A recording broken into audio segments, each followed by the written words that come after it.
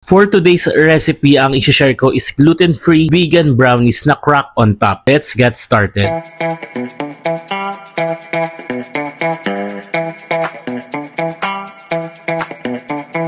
Sa isang saucepan, pagsamahin nyo lang almond milk, brown sugar at white sugar. Then mix natin in low heat until fully dissolve yung sugar or wala tayong ma-feel na grains ng mga sugar. Then set aside. While the mixture still warm, ilagay na natin yung chocolate. Mix until well combined. Then mag-add tayo ng vegetable oil. Mix until well combined. Set aside and let it cool. Para sa flour, pwede kayo gumamit ng gluten-free flour or pwede rin kayo gumawa ng sarili nyo. Para sa blended gluten-free flour, pagsamahin nyo lang potato flour, rice flour at tapioca flour. Mix until well combined. Back to our recipe. Pagsamahin lang natin blended gluten-free flour, cornstarch, cocoa powder, xanthan gum at salt. Pwede rin kayo gumamit ng baking soda pero optional. Then mix until well combined. After that, i-combine natin sa chocolate mixture. Mix until smooth and free from lumps.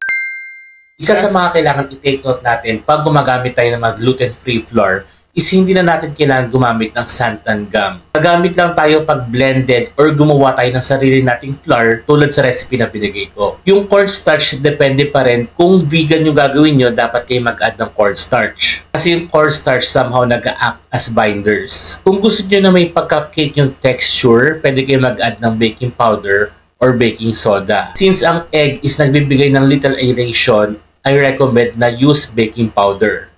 Ang best alternative for eggs is water or milk. Ang ratio niya, every 1 egg, equivalent to 40 grams na milk or water. In terms of milk, kailangan vegan din. Ang hindi ko lang mara-recommend is coconut milk kasi somehow, pag niluto nyo siya, nagko-contributes ng fats. Sa mga vegan kasi, kailangan natin mag-reduce ng fats. At least 30% yung kailangan natin tanggalin.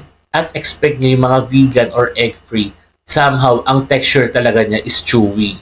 In this recipe, ang ginamit kong oven is conventional oven. So may top and heat bottom elements. Again, ang recommended na temperature ko is 180 degrees Celsius.